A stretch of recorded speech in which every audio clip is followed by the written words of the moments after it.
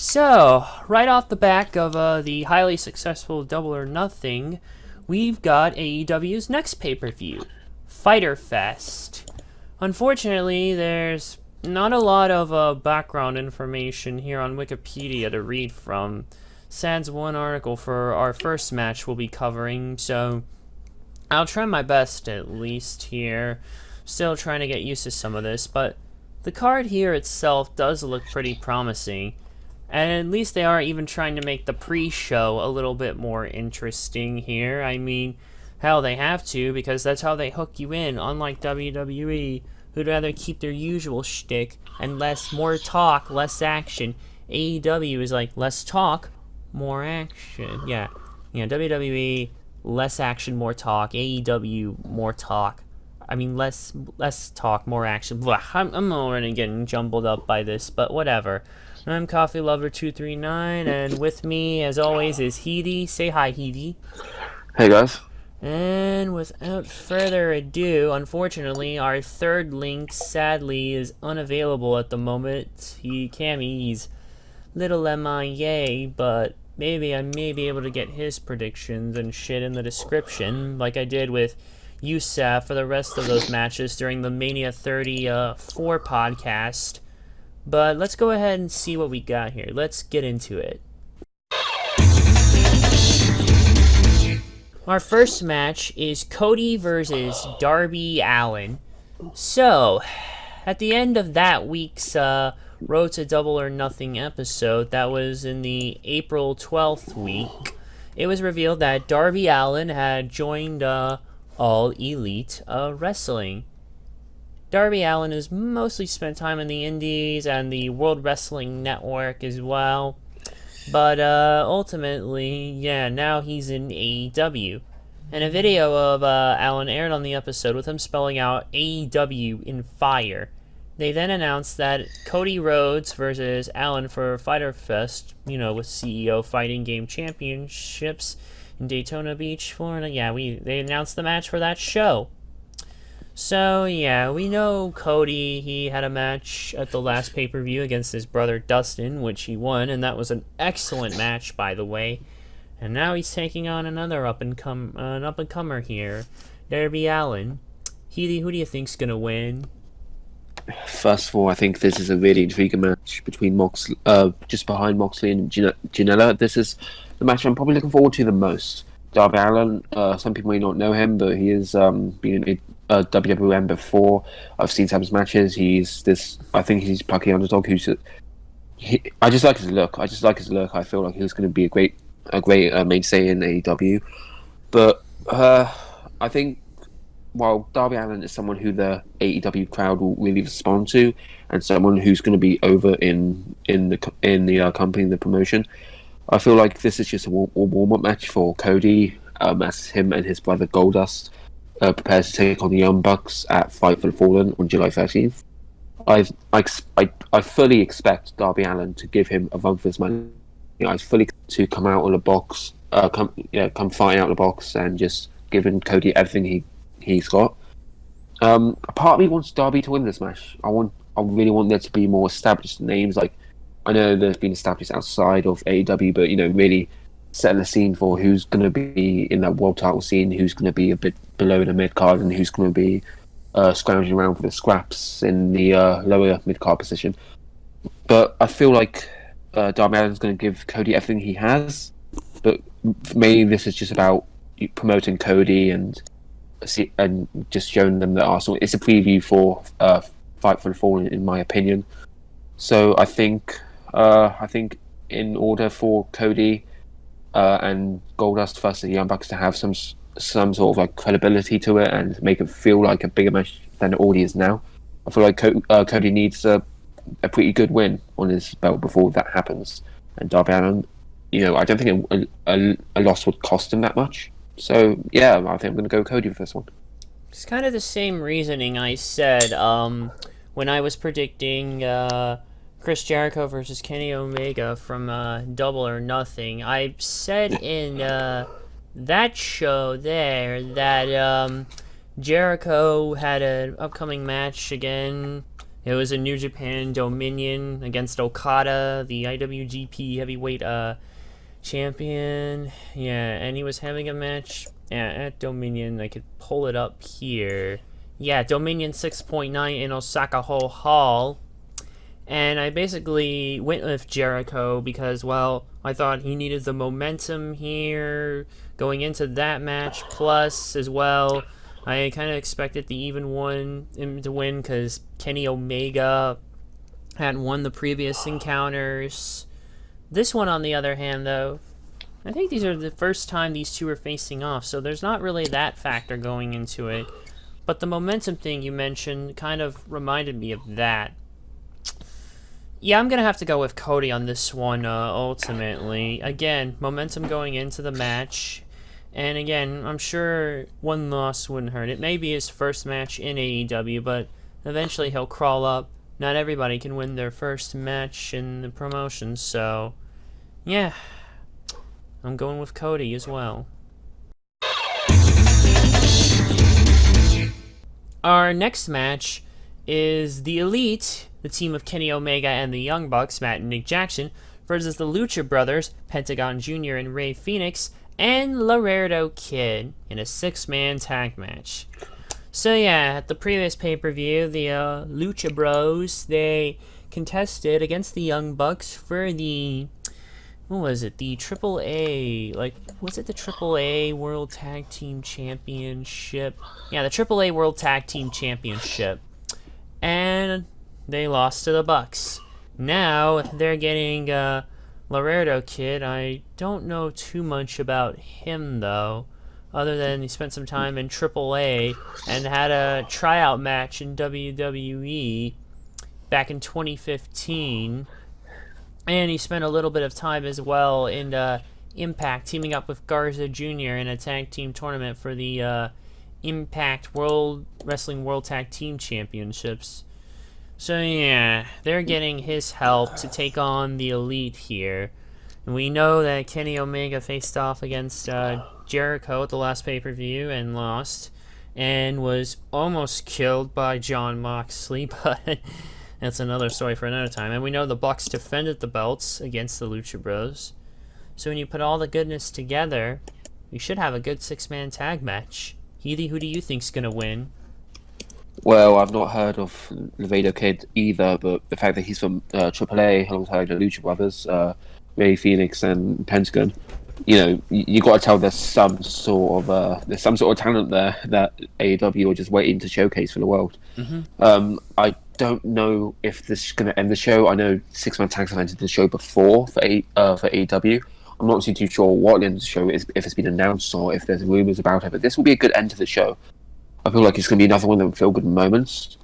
I think because Young Bucks, both of Young Bucks and Kenny Omega, they have matches in Fight for the Fallen. You have Young Bucks going up against Cody and Dustin, and you also have Kenny Omega going up against Seema. I feel like, yeah. Sorry for the pronunciation. It's okay. Trust me, I got it wrong the first time as well. I'm just helping you out. Thank you. It's going to be a great showcase for everyone involved. It's going to be one of them 6-man tags that you're going to be talking about for months on end. It really is like the talent pool in this match. Incredible. Kenny Omega, former IWGP heavyweight champion, IWGP junior heavyweight champion, I believe. So Young Bucks, former tag team champions, junior and heavyweight, I believe. And then you've got people like going up against like the Lucha Bros and the Laredo Kid. It's going to be a great match. But I can talk about these guys all day, and we need to get a prediction in here. Yeah. So what I feel is going to happen is that because the Lucha Bros did defeat Matt and Nick Jackson of the Young Bucks at All Out, I feel like they need to get their win back, and also Omega needs to look good heading into Fight for the Fallen. I think he's going to be a mainstay in the main event scene. I feel like if Adam Page is the one to become the first inaugural AEW World Heavyweight Champion, and I think he will. I think he'll beat Jericho. I think he needs a big name to step up to fight him. I don't know who's going to be right now. I think Omega would be a good shout. I mean, Omega and Page, I don't believe I've seen that match before. I'm not sure if they've even faced off one-on-one. But for the sake of booking for the future and what it will do for the team who wins, I think that the Young Bucks and Kenny Omega will win to send the crowd home happy at Fyter Fest. Yeah, if it is the last match, and looking at it, I kind of might probably want to. I might as well go with the Elite as well. I don't know what else the Lucha Brothers have upcoming at the moment for AEW or not. Like, I don't see them having much else. They'll probably have some other stuff going on, but I know they've got other things. Like, if I look here, looks like they're still with, yeah, they've done some stuff with MLW as well, and AEW and the Crash, but, and Pro Wrestling Guerrilla. Yeah, but who knows what else they've got, but, yeah, again, seems like another thing here. Yeah, I'm gonna go ahead and go with the Elite as well. Kenny Omega, Matt, and Nick Jackson.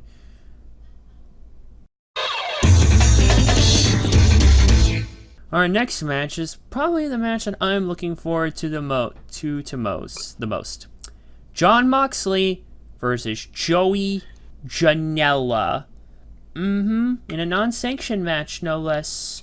So yeah, basically anything goes for these lovely little two here. So, Jon Moxley, formerly known as Dean Ambrose, finally broke free from the shackles of WWE, and, well, made his unannounced debut for All Elite Wrestling during the Double or Nothing event after Chris Jericho versus Kenny Omega. He attacked them and the referee after Jericho and Omega's main event match, and he pretty much AA'd Kenny Omega off the giant poker chips, which, that was some crazy shit, and for lack of a better term, oh my god, he killed Kenny! I had to do it. It needed to be done. No, it did, but you know what? I don't care. That's what makes it better. So yeah, I know what to expect out of Moxley, but I still have a little ways to go with Janela. I mean, I saw his match that he had against Hangman Page. It was the Chicago Street Fight at All In. That was a very great match. And yeah, we know the bad boy of wrestling, and yeah, it'll be great to actually see what these two do. I should still see some more of Janela, but still, I'm looking forward a lot to this match. Heidi, who do you think's gonna win? Just a quick point of reference. That AA of the poker chips to Kenny Omega, extremely reminiscent of the AA Cena delivered to Batista over Limit 2010. Just thought I'd get a little tidbit in there. This match is, I mean, I don't think there's much build to it. There's been a few YouTube videos here and there, but apart from that, it's just been, oh look, here's a ex-WWE guy who is too good for the WWE, and he's finally getting his paid dues, going up against a stalwart of the indie scene, and it's going to be, and it's a non-sanctioned match. Let's get this out of the way. It's a non-sanctioned match. Any weapons, anything, nothing's off the table. Nothing's off the table right now. You can do anything in that match, and with what we've seen in Jon Moxley, his past with CCW, and Joey Janela is just an all-out freak sort of a human being. He'll take whatever he needs to take in order to make this match something worth entertaining and watching. It's going to be good. Now, as who's going to win this match? I mean, Moxley recently captured the New Japan United States Heavyweight Championship of Juice Robinson. He's only had a few matches. I think maybe even one. I'm not too sure. I haven't been caught up on the matches he's had. All I know is that Moxley is tearing it up. He's got momentum like no one else has right now. But Joey Janela, no slouch either. So as to who wins here at Fyter Fest, I'm gonna go with Moxley. He's clearly going to be in the main event scene of AEW, and he is white hot right now. He's in a feud with Kenny Omega. So that's the only way I could see him losing, is if Kenny gets involved, but Kenny's got a match of his own to look forward to while we get involved in other matches. So unless AEW prove me wrong and pull my pants down on this and they have Kenny Omega interfere, I'm going to have to go with Jon Moxley to defeat Joey Janela, but don't expect it to be a squash off by any means in the imagination. Expect it to be a 50-50 match, but Moxley edges out in the end. Agreed. Yeah, I'm gonna go with Jon Moxley as well. I mean, I could see him being a big player in AEW, and they're gonna use him the right way that he was always meant to be used, unlike in WWE where they had him doing all that hokey garbage, you know. Yeah, he can finally be truly him, so yeah. And I think from what I've seen of Joey Janela, he's a good talent, but I don't know what else we could do with him, but I'm sure they'll find something. So yeah, I'm gonna go with Jon Moxley. Our next match is a men's fatal 4-way. We have Hangman Adam Page versus Jimmy Havoc versus Jungle Boy versus MJF, Maxwell Jacob Friedman. Ooh boy. This should be quite the match though. So we know Hangman Page, he won the Casino Battle Royal at Double or Nothing to earn a future AEW World Championship match against the winner of Double or Nothing's main event, which, well, was Chris Jericho. So, yeah, that happens, and yeah, he's got this. Don't know too much about Jimmy fucking Havoc except for that. I know he's done some other stuff in other places, but unfortunately, some stuff in MLW and CZW very briefly. And even a little short run in TNA. Yeah, that was interesting. But yeah, of course, Jungle Boy, we know him actually. If I remember correctly, he was actually the son of the late Luke Perry, actually, who unfortunately passed away earlier this year. And yeah, he is. And Maxwell Jacob Friedman, well, he says he's better than us, but he's certainly one hell of a heel. Who do you think's gonna win? Yeah, so Jimmy Havoc, he's one of my favorite wrestlers. He's been in places like MLW, he's in All Elite, of course, right now. WCPW, otherwise known as Defiant now. He's in CCW, and he won the Tournament of Death 16. If you put a gun to my head, I think it's 16.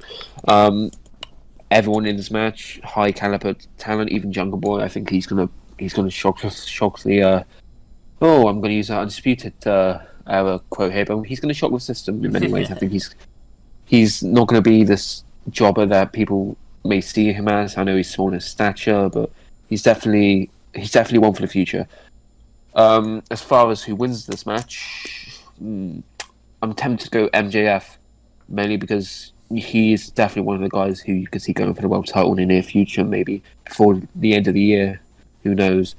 Okay, so Hangman Page. He's going to main event the next AEW pay-per-view. The next absolutely massive one, from what I can tell, All Out. Yeah, not Fight for the Fallen. Fight for the Fallen is, don't get me wrong, it's nothing to sleep on, but All Out is one thing a lot of people are looking forward to. There's a lot of rumors going in. I don't want to bore you with like the CM Punk stuff, but you know how it is. He's going to be main eventing against Chris Jericho, and that will be for the main title, the AEW World Title. Beautiful title, by the way. So I think the promotion wants him to look as strong as possible in the build-up. I need AEW to understand that he definitely should be the main focus of the match. I'm sure they know it, and I'm sure they're going to do it. So.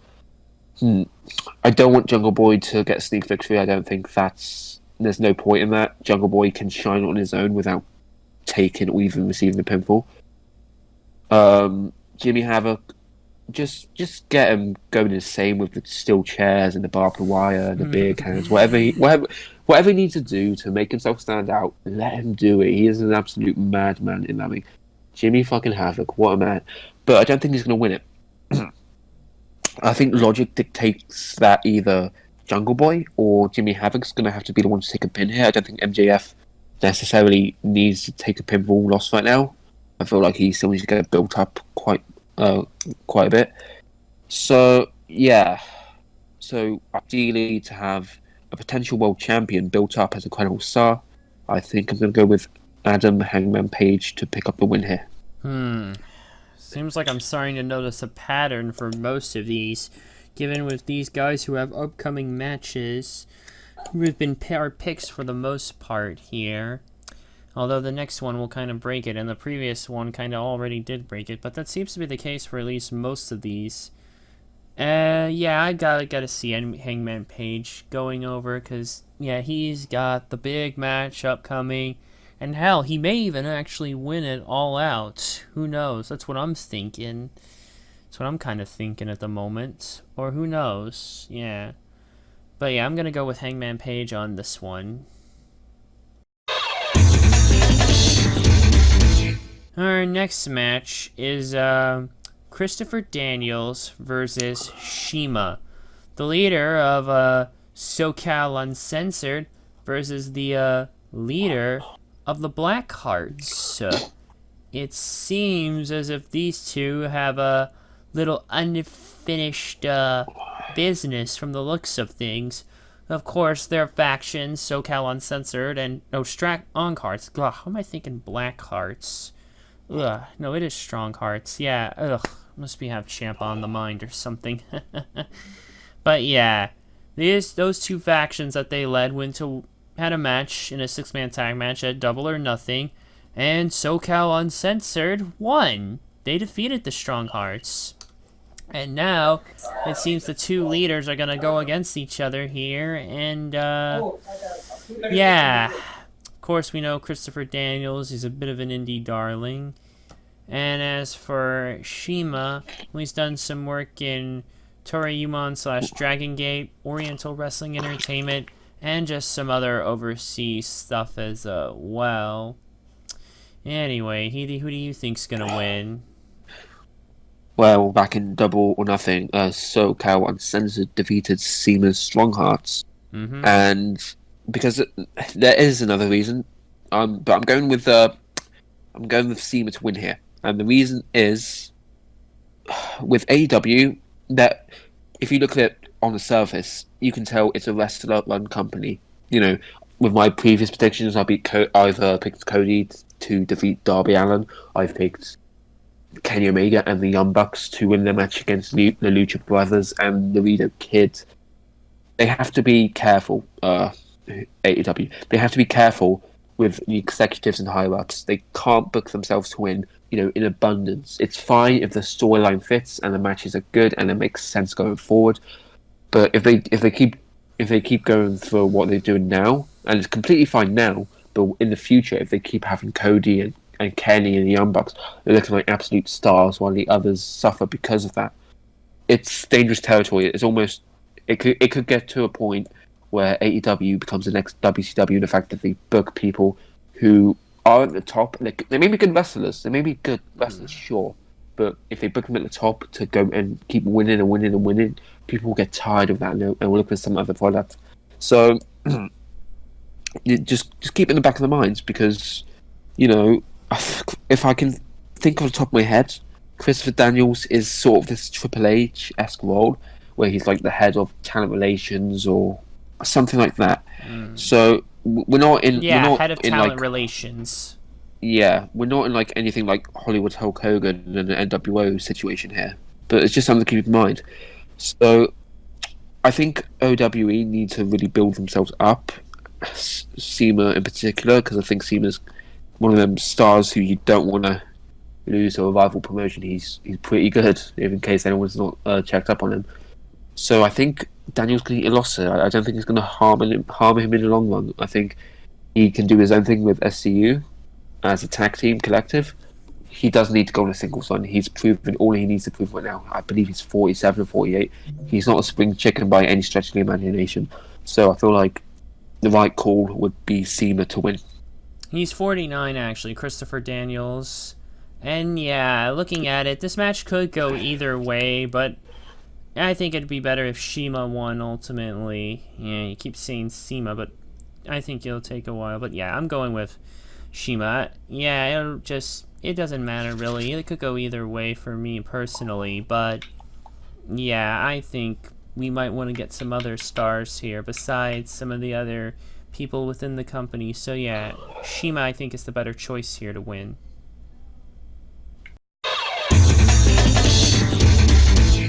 And finally, our last match, even though it wasn't that long, probably, was Yuka Sakazaki versus Riho versus Nyla Rose in a triple threat match.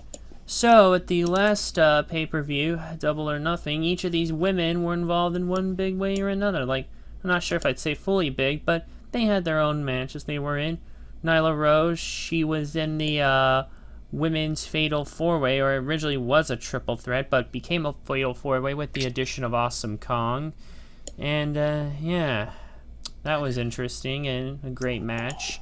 Meanwhile, Sakazaki and Riho, they were in a 6-women tag match on opposite teams, yeah. And it was Riho's team that beat Sakazaki's team.